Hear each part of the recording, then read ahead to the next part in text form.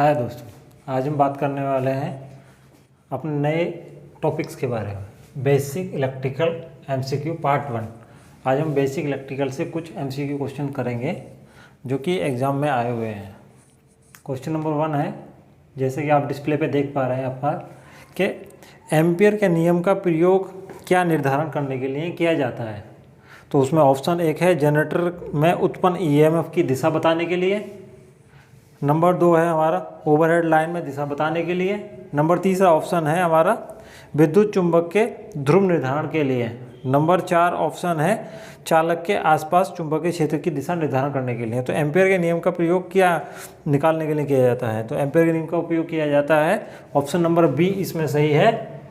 Option number B इसका right answer है कि ओवरहेड लाइन में धारा की दिशा निर्धारण करने के लिए किया जाता है। ओवरहेड लाइन में धारा की दिशा निर्धारण करने के लिए एक किया जाता है। नेक्स्ट क्वेश्चन है, चित्र में किसी धात्विक चालक के दो भिन्न भिन्न तापमानों T1 व T2 पर धारा वोल्टता ग्राफ दर्शाए गए हैं। तो ये आप ग्राफ देख रहे हैं, तो इस ग्राफ के अनुसार इसमें ऑप्शन दिए गए हैं। नंबर 1 ऑप्शन है हमारा, नंबर ए है T1 तथा T2 के बारे में कुछ नहीं कहा जा सकता। हाँ, नंबर 2 है इसमें T1 less than T2 and number 3 है T1 ग्रेटर देन T2 और नंबर डी है इसमें T1 इक्वल टू T2। तो इसको हम सॉल्व कैसे करेंगे भाई, ओम का नियम हमने पढ़ा है, B बराबर आई आर होता है, ठीक है। तो यहाँ से हम क्या करेंगे, सही है, ऑप्शन बी इसमें सही होगा। इसका भी ऑप्शन बी इसका करेक्ट आंसर है।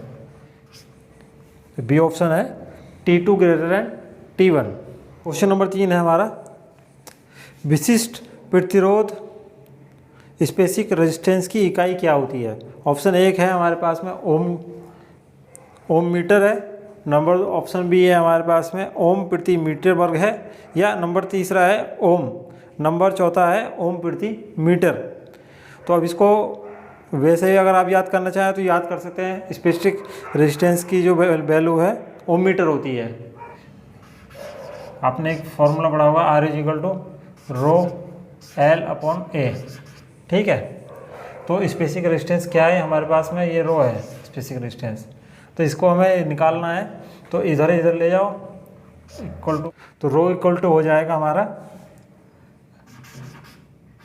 आर ए अपॉन एल, है ना। और आर ए जो हमारा है, तो आर की जो क्या है ओम है, मात्रक, आर का मात्रक है ओम, ठीक है। ए है क्षेत्रफल, तो इसका है मीटर स्क्वायर,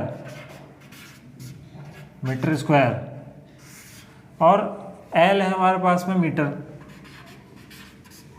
तो मीटर से 1 मीटर कट गया, तो इक्वल टू आ गया हमारे पास में ओम मीटर। तो स्पेसिफिक रेजिस्टेंस का मात्रक है ओम मीटर। तो इसमें आपका ऑप्शन नंबर ए सही हो गया, ऑप्शन नंबर ए इसमें राइट हो गया। तो बढ़ते हैं अगले क्वेश्चन की तरफ। अगला क्वेश्चन नंबर 4 है हमारा, ऊर्जा की प्रैक्टिकल इकाई क्या है। तो ऑप्शन ए है हमारा KVA, ऑप्शन बी है किलोवाट आवर, नंबर 3 है kVAR, नंबर 4 है किलोवाट KW, ठीक है। तो इसमें प्रैक्टिकल इकाई क्या है भाई, प्रैक्टिकल इकाई वो है जो हमारे घरों में यूज हो रही है, यानी कि जो एक यूनिट है, एक यूनिट के जो मात्रक है किलोवाट आवर होता है। तो इसकी प्रैक्टिकल इकाई है किलोवाट आवर। इसका ऑप्शन नंबर बी ठीक है, ऑप्शन नंबर बी इसका करेक्ट आंसर है।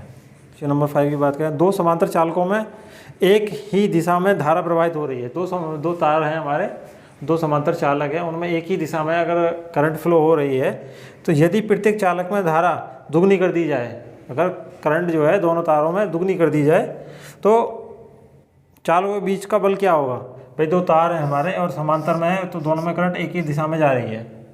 तो अगर उनमें करंट दुगना कर दिया जाए, I इक्वल टू 2I कर दिया जाए, तो कितना इनके बीच में बल लगेगा। तो ऑप्शन नंबर 1 है मूल बल का 4 गुना विकर्षण यानी रिपल्सन लगेगा। ऑप्शन नंबर बी है मूल बल का 2 गुना विकर्षण। ऑप्शन नंबर 3 है इसमें मूल बल का 4 गुना आकर्षण। और नंबर 4 है मूल बल का 2 गुना आकर्षण। तो इसमें ऑप्शन नंबर सी सही है, मूल बल का 4 गुना हो जाएगा, वो भी आकर्षण। इसे बेसिकली ऐसे याद रखिए कि जैसे 2 दोस्त जा रहे हैं, चल भाई हम भी चल रहे हैं इधर ही, तो दोनों जने मिल के चल दिए तो उन दोनों में आकर्षण हो गया। ऐसे इसको याद रखिए इस क्वेश्चन को। तो अगर करंट की दिशा एक ही डायरेक्शन में है तो उनमें आकर्षण बल लगेगा, और करंट की दिशा एक में इधर है और एक में इस साइड है तो उनमें रिपल्सन फोर्स लगेगा। तो बस ऐसे याद रखिए कि 2 दोस्त जा रहे हैं एक दिशा में, तो चल भाई दोस्त हम भी चल रहे हैं इधर, तो उनमें आकर्षण हो गया, और आमने सामने से जा रहे हैं तो उनमें रिपल्सन हो गया। ऐसे याद रखिए। और करंट की वैल्यू जो है फोर्स में, ये दोनों की गुणा होती है, करंट की I1 और I2 की गुणा होती है, तो जितना दुगना हुआ है तो वो उसी का इक्वल हो जाता है। तो ऑप्शन नंबर इसमें सी ऑप्शन नंबर ठीक है इसका क्वेश्चन का। नंबर 6 देख रहे हैं डिस्प्ले पे, एक कुंडली का प्रेरण प्रतिरोध निम्न में से किस पर निर्भर करता है। तो नंबर 1 है हमारा इसमें किस पर निर्भर करता है, तो एक इसमें वाक्य है चालक का व्यास है। नंबर 2 है प्रति एम्पियर फ्लक्स बंधता है। नंबर 3 है कोर की परमेबिलिटी है। नंबर 4 है स्रोत की आवृत्ति है, फ्रिक्वेंसी है। ठीक है, तो इसमें अब ऑप्शन 1 नंबर ऑप्शन दिया है 1 और 2, एंड नंबर 2 दिया है 2 और 3। नंबर 3 ऑप्शन दिया है 2 और 4 है। नंबर 4 है 1 और 3 है।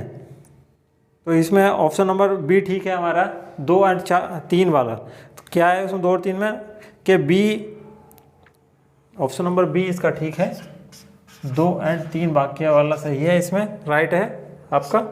और वो राइट कैसे है, प्रति एम्पियर फ्लक्स बंधता या कोर की परमेबिलिटी, इन दोनों पर इंडक्टेंस निर्भर करता है। नेक्स्ट क्वेश्चन आपका है एटम ऑफ एनी एलिमेंट्स। ठीक है, किसी तत्व का अणु क्या है। तो ऑप्शन ए है पॉजिटिव चार्ज होता है अणु। नंबर बी है अनचार्ज होता है, बिना किसी आवेश का होता है। नंबर 3 है नेगेटिव चार्ज होता है, ऋण आवेशित होता है। नंबर डी है आपका चार्ज पॉजिटिव या नेगेटिव, दोनों कोई सा भी हो सकता है, या धनावेशित अथवा ऋणावेशित हो सकता है। तो कोई भी एटम अगर है तो वो अनचार्ज होगा, यानी न्यूट्रॉन की कंडीशन में होगा, अनचार्ज रहेगा। तो इसका ऑप्शन नंबर बी सही है, वो अनचार्ज होगा।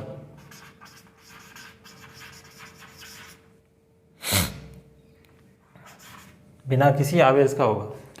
क्वेश्चन नंबर 8 है हैज़ द हाईएस्ट मोबिलिटी। अधिकतम चालकता किस में होती है। ऑप्शन नंबर ए है आयंस में होती है। ऑप्शन नंबर बी है इलेक्ट्रॉन्स में होती है। ऑप्शन नंबर सी है न्यूट्रॉन में होती है। ऑप्शन नंबर डी है प्रोटॉन में होती है। तो हाईएस्ट चालकता होती है हमारे, हाईएस्ट मोबिलिटी होती है इलेक्ट्रॉन्स में। तो ऑप्शन नंबर इसका बी ठीक है ना, ऑप्शन नंबर इसका बी ठीक है। नेक्स्ट क्वेश्चन है हमारे पास में conduction of electricity through conductor take place by. किसी चालक में विद्युत की चालकता किसके द्वारा होती है, विद्युत चालकता। नंबर 1 है प्रोटॉन के द्वारा। नंबर 2 है न्यूट्रॉन के द्वारा। नंबर सी है हमारा ऑप्शन में बाउंड इलेक्ट्रॉन के द्वारा। नंबर डी है फ्री इलेक्ट्रॉन के द्वारा। तो किसी भी चालक में विद्युत की चालकता फ्री इलेक्ट्रॉन के द्वारा होती है। तो ये ऑप्शन नंबर डी इसका राइट आंसर है। Option number D right answer है, free electron. Option number D इसका राइट आंसर। क्वेश्चन नंबर 10 है match list first and list second and select the correct answer using given list में। तो सूची 1 दी है, सूची 2 दी है। तो पहले में सूची दिया है ओम्स लॉ ए नंबर पे। नंबर बी पे दिया है फ्लेमिंग का राइट हैंड रूल्स। नंबर 3 पे दिया है अल्टरनेटर। और नंबर 4 पे दिया हुआ है कूलॉम्स लॉ। और इनके आगे लिस्ट 2 नंबर लिस्ट में दिया है कैपेसिटर नंबर 1 पे, नंबर 2 जनरेटर है, नंबर 3 पे वोल्टेज एंड करंट है, और नंबर 4 पे जनरेटर एसी जनरेटर है। नंबर 4 पे, सॉरी, नंबर 4 पे है एसी जनरेटर। तो अब इनको लिस्ट को मैच करना है, हमको मिलाना है। तो भाई ओम्स का नियम जो है हमारा किस पे काम करता है बताओ। भाई वोल्टेज और करंट पे निर्भर करता है ओम का नियम, तो ठीक है। और फ्लेमिंग का राइट हैंड नियम करता है, जनरेटर पे काम करता है, ठीक है। और अल्टरनेटर जो होता है आपका एसी जनरेटर होता है। और कूलॉम्स लॉ आपका कैपेसिटर पे काम करता है। तो इसका ऑप्शन नंबर डी सही हो गया। इसका ऑप्शन नंबर डी सही हो गया। ए का तीसरा है इसमें, बी का दूसरा, सी का चौथा और डी का 1।